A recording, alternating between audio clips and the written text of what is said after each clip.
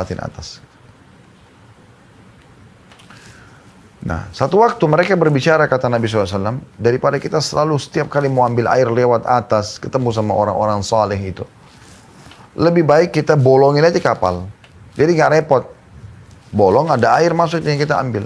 Apa kata Nabi SAW? Kalau kalian biarkan mereka membolongi kapal itu, maka kalian akan tenggelam semuanya. Maksudnya, kalau kalian biarkan mereka dengan kezaliman mereka, dengan kemaksiatan mereka, dan kalian diam aja, maka secara otomatis kalian akan binasa semua. Kapal akan tenggelam dan kalian pun akan tenggelam. Dalam hadis yang sahih, hadis sahih yang lain, kata Nabi SAW, kalian harus menyuruh pada kebaikan. Nah, ma'ruf tadi. Kalau dia wajib, serukan, sampaikan. Sholat 5 waktu, puasa Ramadan, zakat, haji, kita ingatkan kewajiban-kewajiban tersebut. Sunnah boleh, tapi bukan seperti tingkat yang wajib ini. Dan kalian harus mencegah kemungkaran. Harus cegah orang berbuat dosa yang haram. Yang makruh masih ada pilihan, tapi yang haram tidak bisa kita diamkan. Perzinahan, kemaksiatan umumnya nggak boleh dibiarkan. Makanya kalau Anda lihat di Indonesia, setiap ada orang buat satu kesalahan, apalagi sudah di medsos, maka akan beramai-ramai para dai-dai nyampaikan, itu nggak boleh, itu begini, itu begitu. Ya. Atau mungkin ada di sebagian di antara kaum muslimin, anak-anak muda kita yang Masya Allah semangat dalam agama, mereka mencari cuplikan-cuplikan ceramah para ustadz atau da'i, kemudian dipertemukan untuk menasihatin orang yang berbuat dosa ini. Kan begitu. Nggak boleh dibiarkan, karena berbahaya ini. Kata Nabi SAW, kalian harus menyuruh pada kebaikan dan melarang untuk mencegah kemungkaran. Melarang pelaku kezaliman hingga kalian mencegahnya secara paksa. Paksa dengan kata harus terus dikejar. Apakah dengan lisan, ya, kalau Anda punya power, maka dengan power gitu. Misalnya power itu kayak orang tua sama anaknya lagi mabuk-mabukan, ditarik botol minuman kerasnya, diberhentikan dari narkotikanya, dihukum gitu. Ya, diberhentikan fasilitas, dalam arti kata mobil, segala macam, uang bulanan nggak boleh. Atau pimpinan perusahaan, dia kasih surat peringatan atau diberhentikan pegawai yang memang tidak mau tahu masalah kemungkaran seperti itu. Karena kalau tidak, semua perusahaan bisa kena. Semua yang ada di dalam rumah itu bisa kena efek daripada dosa tadi satu orang yang melakukan itu. Kalian mencegahnya secara paksa dan menariknya kepada kebaikan secara paksa. Atau akan muncul perselisihan dalam hati kalian hingga orang terbaik dari kalian pun berdoa tapi tidak lagi diterima doanya. Bayangkan.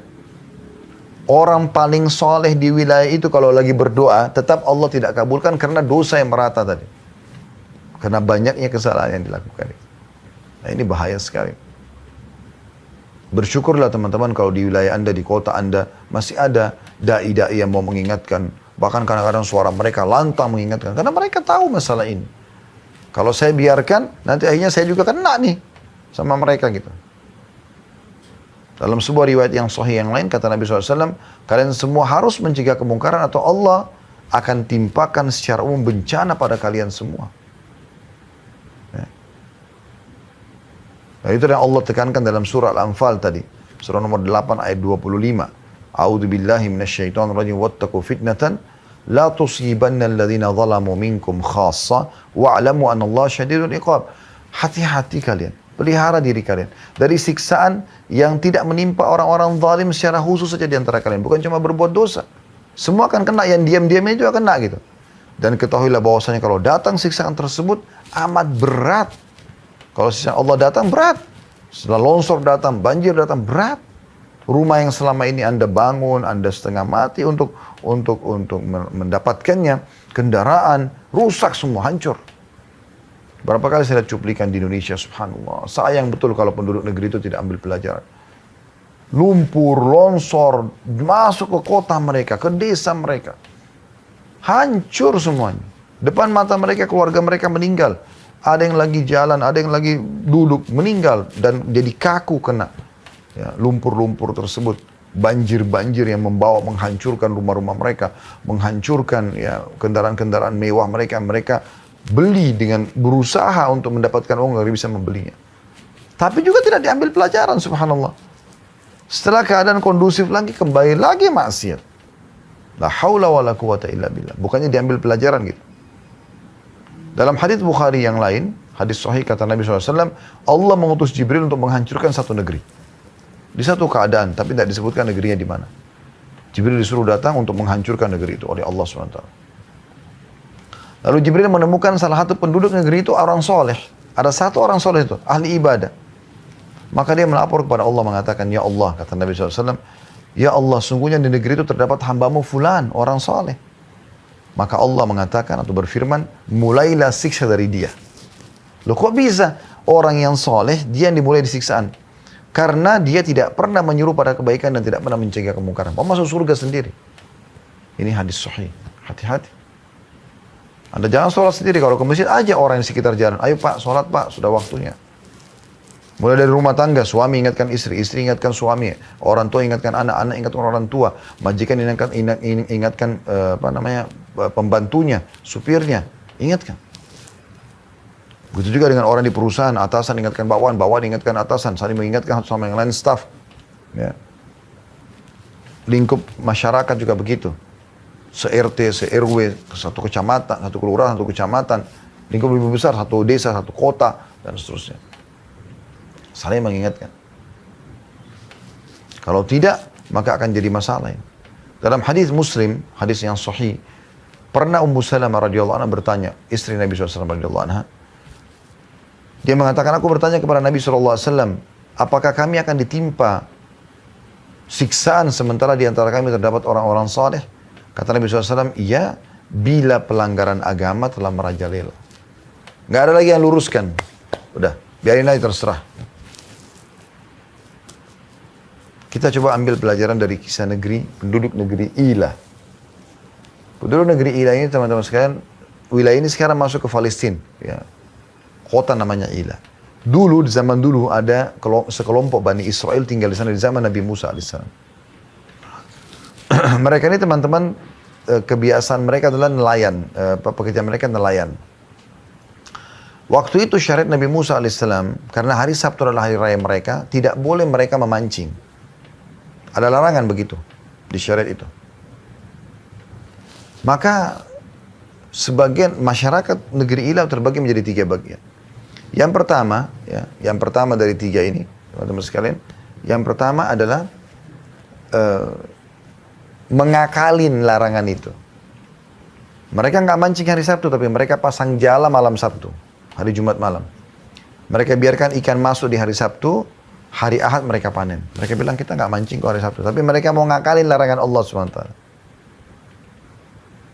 Kelompok yang kedua, yang melarang ini, nggak boleh, ini nggak boleh. Ini ingatkan ini, amar ma'ruf nahi mungkar. Kelompok yang ketiga, ini orang-orang beriman juga, tapi mereka bukan bergabung sama kelompok kedua untuk melarang kelompok pertama berbuat dosa tadi. Tapi malah dia atau mereka menahan kelompok kedua. Udahlah, nggak usah urus itu. Kelompok pertama biarin aja. Allah juga akan hukum, biarin aja. Untuk apa kau nasihatin temanmu itu yang berzina? Biarin aja, nanti Allah hukum. Jadi dia bukan menasihatin yang sedang berzina, tapi dia nasihatin temannya untuk tidak usah meluruskan kemungkaran itu. Nah ini jadi masalah. Apa yang terjadi teman-teman sekalian? Allah datangkan hukumannya. Ya. Allah kutuk mereka. Allah ubah menjadi kera dan babi pada saat itu. Selama 3 hari lalu Allah binasakan mereka. Siapa yang dibinasakan? Kelompok pertama, yang tadi memang mengakalin pancingan tersebut sudah dinasihatin sama kelompok kedua nggak mau dengar, dan kelompok ketiga yang bukannya melarang kelompok pertama tapi malah menahan kelompok kedua, ini juga kena hukuman. Artinya kalau anda mau tidak kena bencana segala macam, anda harus amar ma'ruf nahi mungkar. Kalau bencana akan datang di wilayah itu kan anda sudah coba luruskan, mereka tidak mau dengar, maka Allah punya cara menyelamatkan anda nantinya. Seperti kasus Nabi Lut, Nabi Shu'aib, Nabi Saleh, Nabi Ibrahim, Nabi Musa alaihissalatu wassalam, ya Allah selamatkan, Allah keluarkan pada saat bencana akan datang. Allah gambarkan tentang penduduk negeri Ila ini dalam surah Al-A'raf. Anda bisa lihat surah nomor 7, ayat 163 sampai 167. Bunyinya, A'udzu billahi minasyaitonir rajim, was'alhum 'anil qaryati allati kanat hadiratal bahri idh ya'duna fis sabti إذ تأتيهم حيتانهم يوم سبتهم شرعا ويوم لا يسبتون لا تأتيهم كذلك نبلوهم بما كانوا يفسقون وإذ قالت أمة منهم لما تعظون قوما الله مهلكهم أو معذبهم عذابا شديدا قالوا معذرة إلى ربكم ولعلهم يتقون فلما نسوا ما ذكروا به أنجينا الذين ينهون عن السوء وأخذنا الذين ظلموا بعذاب بئيس بما كانوا يفسقون فلما عتوا عما نهوا عنه قلنا لهم كونوا قردة خاسئين Wa idh ta'adzana rabbukum la yab'atsanna 'alaihim ila yaumil qiyamati man yasumuhum su'al 'adzab. Inna rabbaka lasri'ul iqabi wa innahum laghafurur rahim. Ayat 163-nya. Allah mengatakan agar Nabi Muhammad SAW menanyakan kasus penduduk negeri Ilah kepada orang-orang Yahudi di Madinah. Mereka tidak mau beriman. Baik, alasan mereka menolak kenapa? Ini bukan Nabi. Baik, ada satu kisah dari Bani Israel penduduk negeri Ilah, tidak semua orang tahu. Nabi ini tahu nih. Allah SWT perintahkan Nabi Muhammad SAW ceritakan kepada mereka. Kata Allah, tanyakan kepada mereka, hai Muhammad. Tanyakan kepada mereka, hai Muhammad. Tentang penduduk negeri, ya, yang pernah dihuni oleh Bani Israel, yang terletak di dekat laut, pinggir pantai. Ketika mereka melanggar aturan hari Sabtu, nggak boleh mancing, tapi mereka akalin hari malam Sabtu pasang jala, hari Ahad mereka panen. Di waktu datang kepada mereka, ikan-ikan yang berada di sekitar mereka terapung-apung di permukaan air. Dan di hari-hari yang bukan Sabtu, ikan-ikan itu tidak datang kepada mereka. Demikianlah kami mencoba mereka disebabkan karena mereka berbuat fasik. Jadi awalnya beberapa individu mau mengakalin dengan cara tadi memasang jala malam Sabtu, mereka biarin jalannya sampai hari Ahad pagi baru mereka panen gitu. Diingatkan oleh kelompok yang amar ma'ruf nahi munkar, mereka tidak mau dengar. Lalu Allah datangkan ujian lebih berat buat mereka. Yaitu di hari Sabtu mereka nggak usah pergi keluar pakai perahu mereka, ikan-ikan sudah datang ngapung-ngapung, tinggal mereka pegang pakai tangan mereka sebagai ujian. Sehingga mereka makin melanggar. Itu 163. 164-nya kata Allah, dan ingatlah ketika satu umat di antara mereka berkata, mengapa kamu menasihati kaum yang Allah akan binasakan mereka dan mengadab mereka dengan adab yang amat keras. Jadi kelompok pertama berbuat dosa tadi, melanggar mancing hari Sabtu. Kelompok kedua menasihatin. Ya Allah ingatkan di sini, ingat kelompok yang ketiga. Mereka datang kepada kelompok kedua mengatakan, mengapa kamu mau menasihatin satu kaum, kelompok pertama, yang Allah akan binasakan mereka. Biarkan aja mereka zina, biarkan aja. Kalau biarkan aja mereka mancing melanggar. Kalau kita sekarang biarkan aja mereka zina, mabuk, ke karaoke, diskotik, biarin aja. Nanti mereka juga akan dihukum sama Allah. Nggak bisa, karena yang mereka lakukan itu berefek juga pada kita gitu. Maka para kelompok kedua yang melarang kelompok ketiga, kelompok pertama tadi, ya, menjawab, agar kami punya alasan di depan Tuhan kami. Kalau kami sudah ingatkan ya Allah, di hari kiamat Allah akan tanya. Kau berdakwah nggak? Kau sampaikan nggak? Gitu. Agar kami lepas tanggung jawab depan Allah di kiamat. Kami nggak dihukum sama Allah. Dan siapa tahu mereka bertakwa. Siapa tahu mereka dapat hidayah. Gitu kan. 165-nya. Maka tak kala mereka melupakan apa yang diperingatkan kepada mereka. Nggak mau dengar. Kelompok pertama nggak mau dengar. Kelompok ketiga juga. Bukannya bergabung sama kelompok kedua setelah dengar alasan tadi. Mereka tetap aja. Udahlah nggak usah gitu. Maka tak kala mereka melupakan apa yang diperingatkan kepada mereka. Kami selamatkan orang-orang yang melarang dari perbuatan jahat. Kelompok kedua. Dan kami timpakan kepada orang-orang zalim siksaan yang keras. Kelompok pertama sama yang ketiga. Disebabkan mereka berbuat fasik. Ya. Jadi tidak melarang orang mungkar pun kena nanti. Bersama dengan orang yang berbuat mungkar itu. Nah dianggap sama mereka. 166-nya. Maka tak kala mereka bersikap sombong terhadap apa yang dilarang, mereka mengerjakannya. Sudahlah, nggak usah urus saya, terserah. Saya mau zina, saya mau mabuk, saya mau narkotika, terserah. Maka kami katakan kepada mereka, jadilah kera yang hina. 167-nya Allah mengatakan, dan ingatlah atau pelajarilah. Ketika Tuhan mau memberitahukan bahwa sungguhnya dia akan mengirim kepada mereka orang-orang Yahudi itu. Karena ini kan orang-orang dari Bani Israel, orang Yahudi. Sampai hari kiamat nanti orang-orang yang akan menimpakan kepada mereka azab yang seburuk-buruknya. Sesungguhnya Tuhanmu amat cepat siksanya dan sesungguhnya dia adalah maha pengampun lagi maha penyayang. Karena secara umum mereka memang umumnya tidak mau. Kalau yang tidak sukai, walaupun Allah perintahkan mereka tinggalkan. Yang mereka sukai walaupun Allah larang mereka tetap lakukan. Dan ini bukti nyata tentang masalah datangnya siksa-siksa yang besar. Jadi kalau Anda hindari 4 faktor ini insya Allah. Ya. Nah itu tentang masalah jangan pungkiri para rasul. Sekarang penyambung lidahnya para ulama diingatkan terima. Yang kedua, jangan biarkan dosa besar merata. Tinggalkan itu. Mulai dari kita dan orang-orang sekitar. Jangan ada kezaliman dan selalu amar ma'ruf nahi munkar. Maka tidak akan ada bencana, pasti. Kembali kepada surah Hud, surah nomor 11 ayat 117 tadi. Sekarang kita masuk teman-teman yang kedua, masalah ujian individual yang datang. Ini sebabnya bisa kena dosa. Kata Nabi SAW dalam hadis yang diriwayatkan Imam Ahmad, Terdapat dosa-dosa yang tidak dapat dibersihkan dengan istighfar. Dan Allah SWT akan mencoba hamba tersebut dengan penyakit untuk membersihkan dosa-dosanya. Karena dosa-dosa yang dilakukan banyak, maka Allah uji dia. Ya. Dalam hadis riwayat Muslim yang lain, ya, tidak ada yang menimpa seorang Muslim dari capek, letih, sakit, gangguan orang, ya, sampai duri yang menusuk tubuhnya kecuali akan jadi pembersihan dosanya. Jadi memang ada dosa-dosa yang akhirnya Allah datangkan cobaan untuk membersihkan itu kalau orang-orang beriman. Kalau orang-orang fasik, ya, Allah jadikan sebagai peringatan kepada mereka. Kalau Anda sudah beriman, Anda sudah coba beramal soleh, Anda tetap sakit, Anda tetap ada gangguan orang, itu untuk menambah derajat Anda di surga. Makanya pernah terjadi setelah Abu Bakar dan Umar radhiyallahu anhu meninggal, mulai datang kelompok-kelompok ya Syiah yang dibentuk oleh Abdullah bin Saba, seorang Yahudi yang pura-pura masuk Islam. Dan Allah al-Musta'an sampai sekarang tersebar kemana-mana pemahaman dia. Semoga Allah selamatkan diri kita, keluarga kita, dan negara kita terutama, dan negara-negara muslimin dari pemahaman Syiah ini. Itu bahaya sekali gitu. Pendirinya saja orang Yahudi gitu. Maka pada saat itu mereka mencaci maki Abu Bakar sama Umar. Ditanya kepada Ummul Mukminin Aisyah radhiyallahu anha, "Wahai Ummul Mukminin, bagaimana pendapat Anda dengan orang yang mencela Abu Bakar sama Umar padahal mereka sudah lewat, sudah meninggal?" Apa kata Ummul Mukminin Aisyah radhiyallahu anha? "Saya tidak melihat kecuali Allah ingin menambahkan pahala buat mereka setelah meninggal mereka." Allah datangkan itu. Nah, ada orang-orang yang melakukan dosa ya, secara individual, kalau orang-orang fasik ya, supaya mereka kembali. Atau orang kafir supaya mereka sadar gitu. Nah, itu dianggap kelalaian.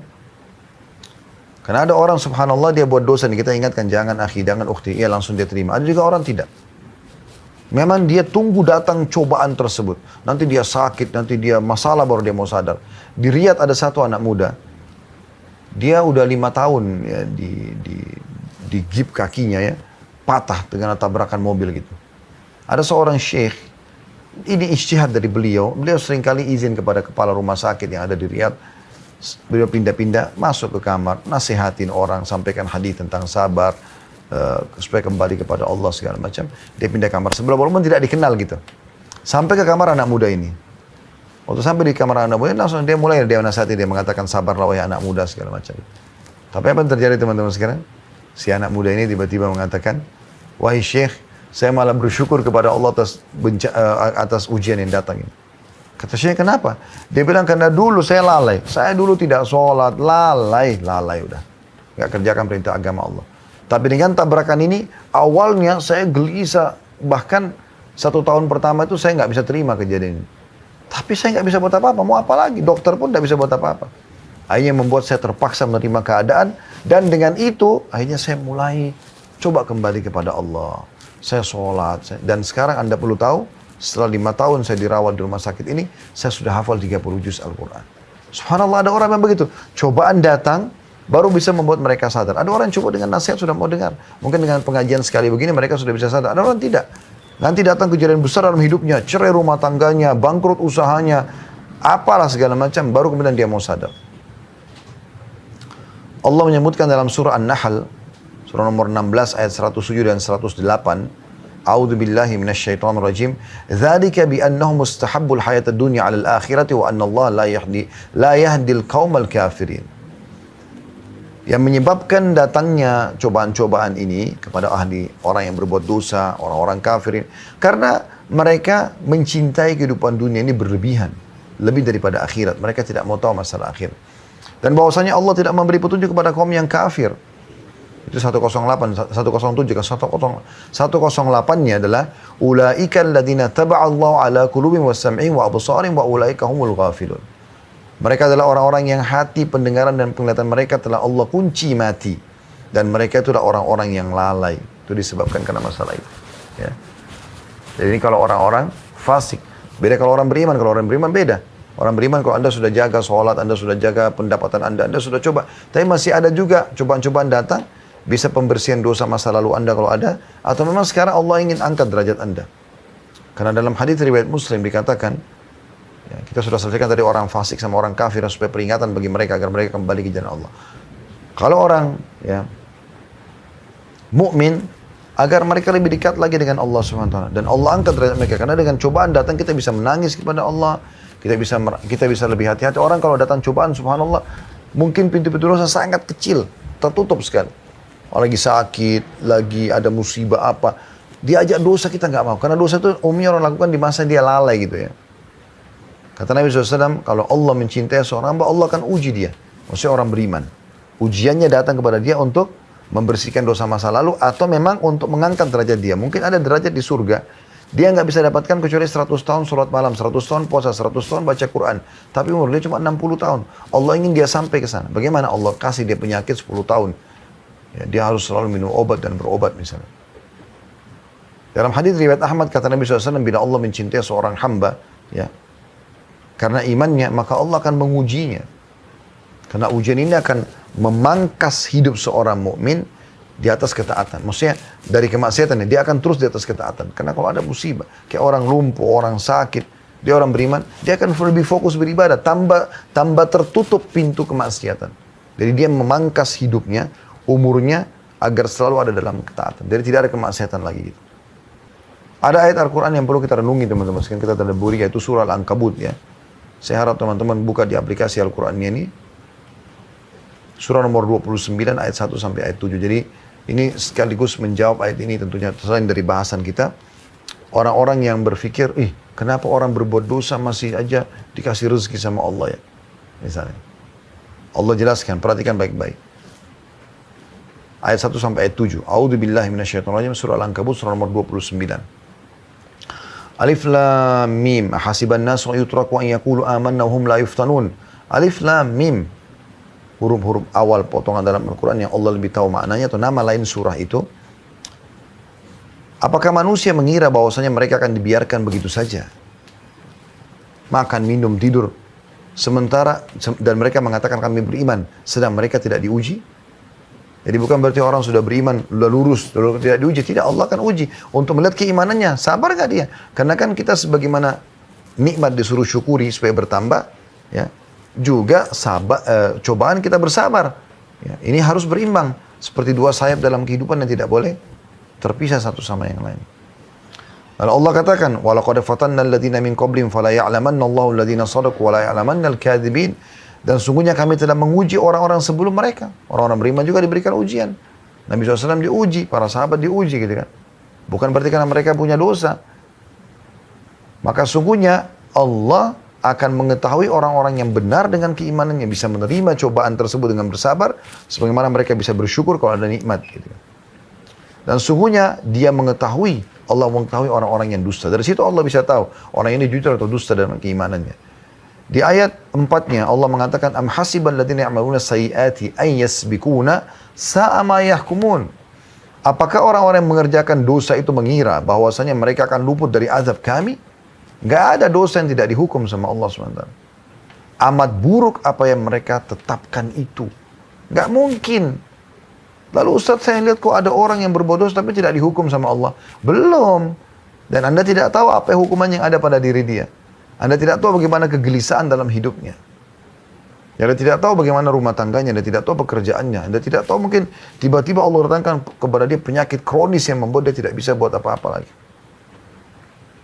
Makin banyak dosa dia lakukan, maka makin berat yang akan datang kepada dia. Tapi jelas, ayat 4 Al-Ankabut ini mengatakan tidak mungkin ada orang berbuat dosa lalu luput dari siksa kami. Bahkan dalam hadis yang sahih, kata Nabi SAW, kalau kalian melihat nikmat melimpah pada seorang hamba sementara dia bermaksiat, ketahui itu adalah tadarruj atau tahapan siksaan dari Allah. Ayat 5-nya, Man kana yarju liqa Allahi fa inna ajalallahi la'at wa huwa as-sami'ul 'alim. Barang siapa yang mengharapkan pertemuan dengan Allah, mau selamat di akhirat, mau masuk surga, maka sungguhnya waktu yang dijanjikan Allah itu pasti datang. Dan dia maha mendengar lagi maha mengetahui. Ayat 6-nya, وَمَنْ جَاهَدَ فَإِنَّمَا يُجَاهِدُ لِنَفْسِهِ إِنَّ اللَّهَ لَغَنِيٌّ عَنِ الْعَالَمِينَ. Dan barang siapa yang berjihad, berperang jalan Allah, atau dia berusaha memaksakan diri untuk tetap dalam ketaatan, meninggalkan kemaksiatan, maka sungguhnya jihadnya itu adalah untuk dirinya sendiri. Dia yang selamat, Allah tidak butuh itu. Sesungguhnya Allah benar-benar maha kaya atau tidak memerlukan sesuatu dari semesta alam. Biar kita sholat 700 tahun, Allah tidak butuh dengan sholat kita. Allah tidak butuh dengan ibadah kita. Kita tinggalkan dosa, Allah tidak butuh. Itu untuk diri kita sendiri. Ayat 7 ayat terakhir di sini yang kita bahas adalah walladzina amanu wa amilus solihati lanukaffiranna anhum sayyi'atihim wa lanajziyannahum ahsanal ladzi kanu ya'malun. Dan orang-orang yang beriman dan beramal soleh benar-benar akan kami hapuskan dari mereka dosa-dosa mereka dan benar-benar akan kami berikan kepada mereka balasan lebih baik dari apa yang mereka kerjakan. Kita tutup teman-teman sekalian dengan hikmah daripada ujian dan cobaan. Yang pertama, penanaman sifat sabar. Ya. Jadi saya sudah bilang tadi bagaimana nikmat kita syukuri, cobaan kita sabari. Ini harus sama, harus berimbang. Nggak boleh nikmat kita syukuri, tapi cobaan kita tidak sabari, nggak boleh. Itu orang beriman harus dua-duanya sama. Jadi dia senyum pada saat nikmat ada, dia juga senyum pada saat cobaan ada. Allah sudah sebutkan tadi dalam surah Al-Baqarah 155, kami akan menguji kalian, gitu kan. Dan Allah menyebutkan di lanjutan ayat, saya akan kembali bacakan 155-nya. Allah bilang, A'udzu billahi minasyaitonir rajim. Al-Baqarah 155. Wala nabluwannakum bisyai'im minal khaufi wal ju'i wa naqsi minal amwali wal anfusi wath thamarat basyiris sabirin.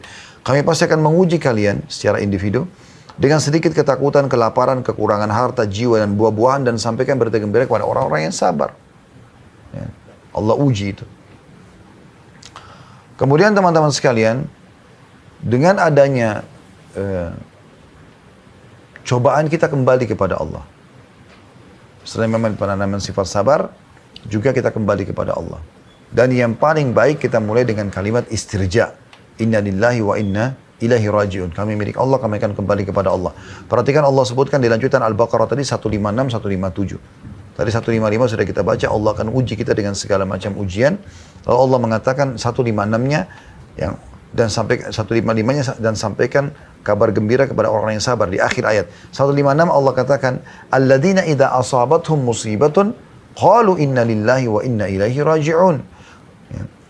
Yaitu orang-orang yang kalau ditimpa musibah mereka mengatakan kami milik Allah, kami akan kembali kepada Allah. Itu yang paling pertama diucapkan, kalimat istirja' namanya.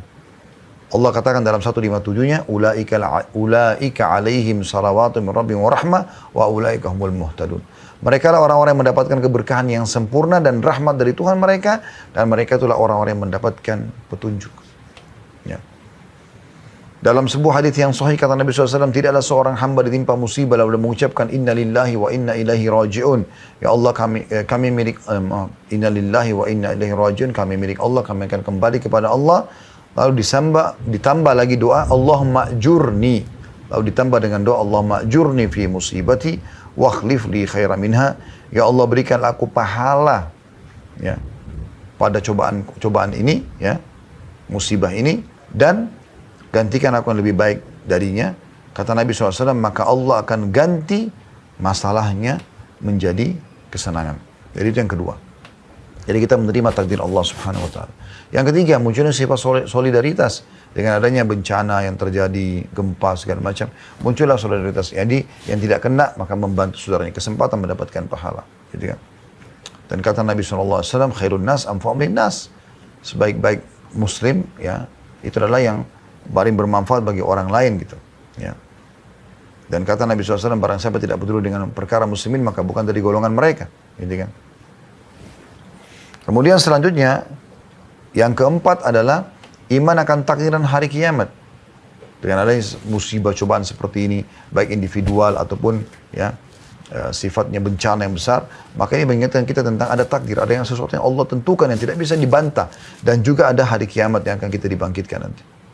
Sebagaimana kita lihat dahsyatnya bencana-bencana ini, juga kita akan bisa lihat bencana yang besar nanti. Ya, bagaimana manusia tidak sadar dengan ini teman-teman?